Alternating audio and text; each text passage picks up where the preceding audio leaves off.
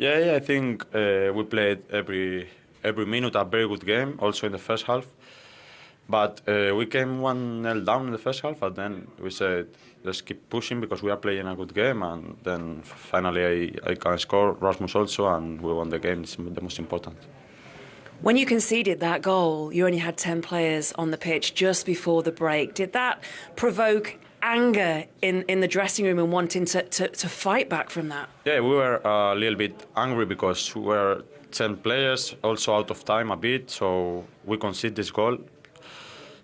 But I said before, we came to the first half in the changing room and we said we have to keep playing like this because we are doing a very good game. We have to fight for each other, and then we come back the game. You had so many chances in the first half and you could feel the atmosphere in the stadium every time you pushed forward. In the second half, was there more urgency from the team as well? Yeah, I think I played a very good first half, but I missed the chances, and to score is, you can play good, but then if you don't score or you don't win, it's the most important, no? So, but same second half, we start and I score quick, and then the mentality is more different. You are now with more confidence, and I think we play good. Rasmus also incredible goal, so we are very happy. What does this do? Because there has been a lot of negativity so far this season at Manchester United, but what does this performance, this result do now in terms of momentum, confidence, belief? Yeah, it's a very important good game because also the fans deserve a win now. Now we are all together with the manager, with the fans, all in the same boat. So important win for us, and keep fighting next week and hopefully win again. Nice one. Thank you very much. Thank you.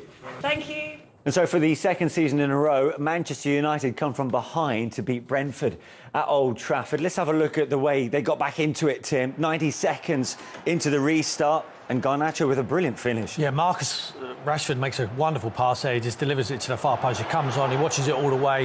He's got a good sighting of it. The timing of his run is fantastic. He just steadies himself, and it's wonderful technique, Jay. Yeah, I think you have to, because obviously the ball travels a long way, you have to really concentrate and try and get good contact. Yeah, it's a fantastic finish. Brilliant. Yeah, he had 8 shots today in the game. Yeah. He was in the mood, wasn't he? At points, was he making right decisions, though? No, when he gets on the left-hand side, time and time again, you see him do the same thing, and he hits one with his left foot, and he's always seemed to be laying back, and he hits it high and wide. He needs to get 50 balls every single day on that left-hand side and maybe chop back onto his right, Thierry Henry, bottom corner. He needs to practice. He can still develop, this boy, because he has got talent. He is a real threat. He has got the pace.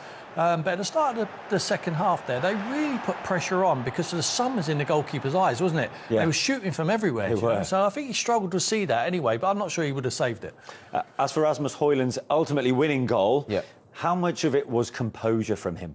Oh, it's a brilliant finish. I mean, he's someone, I think if he don't get enough chances. I think if you give him chances, he can finish, and that great flick by Bruno there. But just here, that composure, just lifts it over the goalkeeper. It's brilliant. It's a fantastic finish. I love goals like that.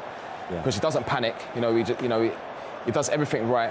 The goalkeeper goes down, he has a final look, which is good, and just lifts it over him, calm. It's brilliant. But I think, if you give him chances, he'll score, because he's a good finisher. Yeah, and the big thing here, Tim, let's not forget, United struggled in front of goal in recent games. Yeah. They've gone over 5 hours without scoring in the league, so having 2 of their forwards scoring today, that's going to mean a lot to Ten Hag. Major positive, yeah. Hopefully they can get some confidence. We see it happen with Tottenham, with Johnson, and I just think they're capable. With the confidence, I think this boy needs the chances. They need to create more, need to get the ball forward, pass it forward quicker, give him some chances and let him get on a run. Tim was very careful to put that win in context a little earlier, before the break, and the fact that they're around the 10th position still. But for you, Jermaine, does that ease the pressure on their manager? A little bit. I think he's been there before where he's been under pressure on that, and he just seems to manage to get a win. But like Tim said before, you have to be realistic, and at the end of the day, you played against Brentford, but you should be winning games like this at home. Yeah. You should be winning games like this at home and putting in these good performances. So sometimes I think it's more than just a result. I spoke before about the way you want to see a better playing style, more energy. I thought the second half was really good. A better performance from them. But I think going forward, the games are going to be difficult. And for me, I still feel like he has to do a lot more. The manager, still has to do a lot more. Yeah. For Brentford, their away form's a concern, isn't it? Yeah. To be fair to them, they've had tough games away from home. But yeah, they're flying away from home. But what are Brentford? Brentford are a mid-table side. That's where they're going to be.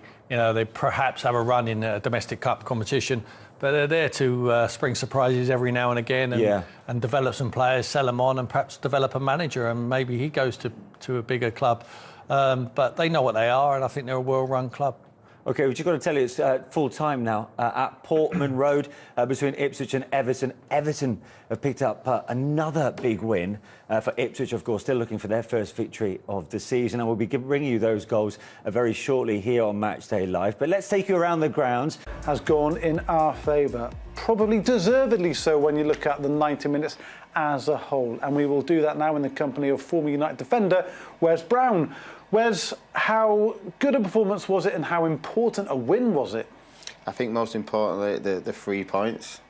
It was a game where there was a lot of pressure on the team, the manager, the players, to get a result. And today, you know, considering we went 1-0 behind just before the full half-time, you know, it was a great comeback. You know, good mentality from the lads to keep themselves in the game and pretty much get themselves back in the game from the second half. So yeah, very good result. The manager would be happy with that, and now we can kick on from there. But it was a game where, you know, you could get a Brentford team that could turn up and give you really big problems. But I thought overall in the whole game we did very well.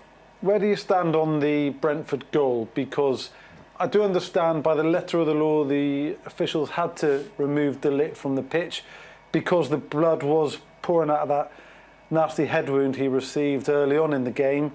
And then Brentford scored from the corner, and Pinnock's headed goal was pretty much scored in the position that De Ligt would have occupied. So yeah, where do you stand on the whole situation? Listen, the ref could probably do more if you're on the opponent's side or anybody else. You sort of say the letter of the law says until that's sorted out he can't come back on. But I think he was ready to come on before the corner. And I think once you know there's a head injury and you've sort of already attended to it and you're just telling them to wrap it back up, I'm not sure about the rules, but you know it's an important part of the game.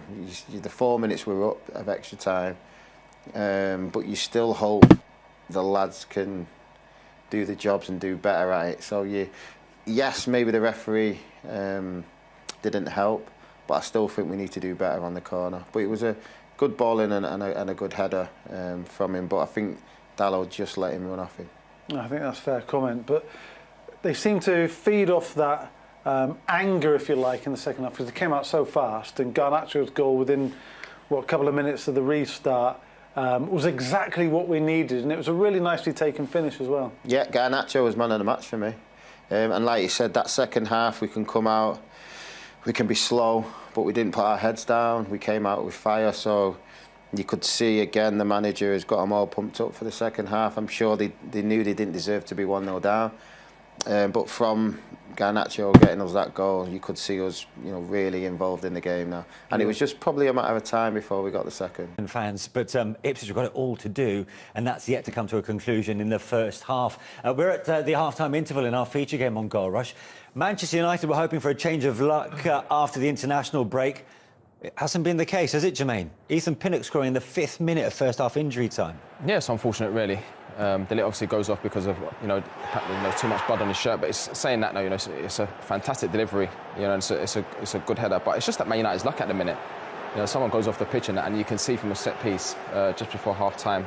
It's just the way things are going for him at the minute. Yeah, De Ligt would have been in that space. He's marking zonally in that space. I think we can show you, but. Don't let him back on the pitch. If you can't stem the blood, don't let him back on, because they're always going to send him off the pitch to get it cleaned up again. Yeah, it's the referee's call, and clearly that was made, and De Ligt clearly couldn't get involved in terms of that set piece, but United have had chances. It's the same story, isn't it? It's the same story. It's now over 5 hours since they last scored in the Premier League. And, they get into good areas. I think Garnacho here, he gets into good areas, and that, it's a fantastic save. Not really going to trouble the keeper there at his near post. Here again, little intricate passes. Eriksen there, I don't know what he's trying there, hit the target. And here again, you see like another chance, not hitting the target. It's quite wasteful. And it's been the case, for recent weeks now. They get into the final third, and there's no sort of like outcome, no end product. Don't really look like scoring.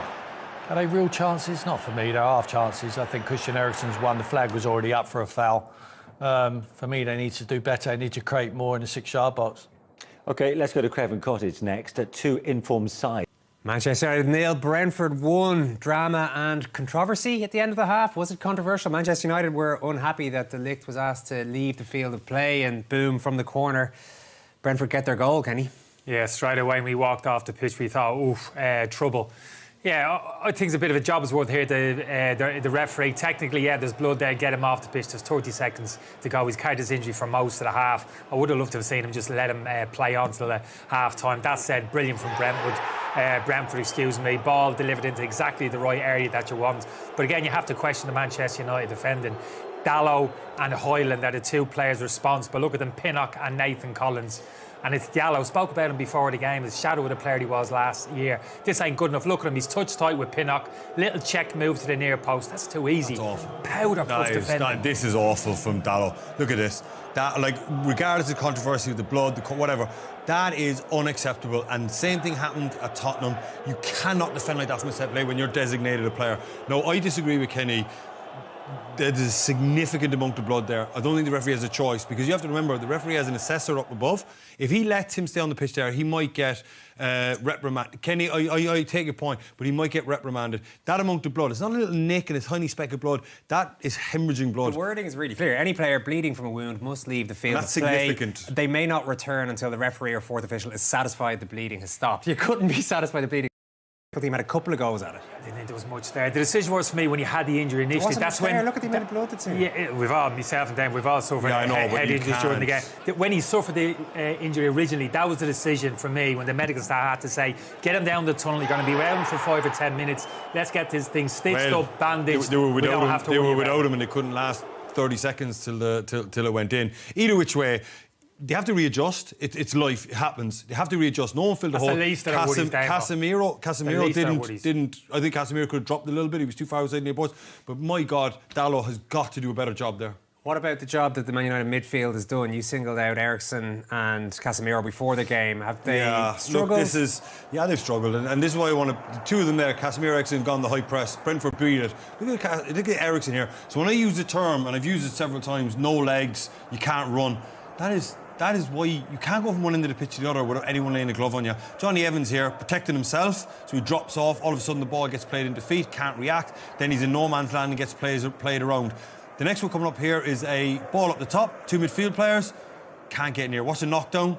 They have got to be swarming that area. You just cannot keep. This is actually where De Ligt picked up the injury. Yeah. Here, look, where Damsgaard just drops the shoulder. One pass, takes the two of them out of it. Look at the two of them in the centre of the pitch recovering. Look at this. Damsgaard has turned a 5-yard deficit into a 5-yard gain on Casemiro. Another little ball. Casemiro can't move his feet, can't get near it. Johnny Evans doesn't want to come out. So I just wanted to put in... Sorry, this is the last one here where just plays it by Eriksen. Look at Casemiro in the middle of the pitch on his own here. He cannot deal with those spaces. So I just wanted to put a visual representation of what it looks like, because I use the term all the time, no legs, can't run. Yeah. You will not win games of football with 2 central midfield players like that.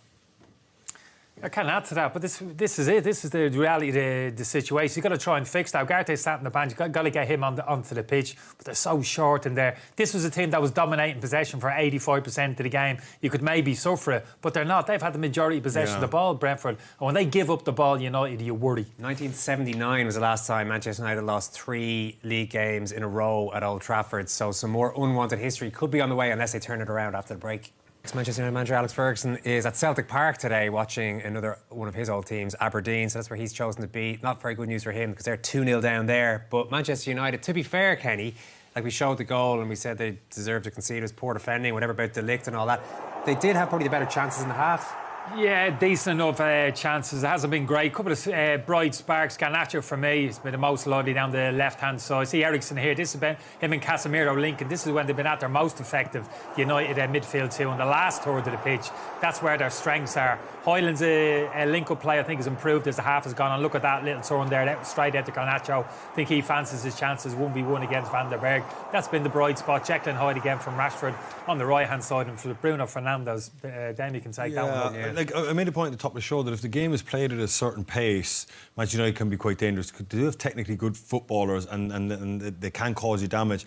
I thought Brentford have been very deep. They've been very passive, and they're 1-0 up. I think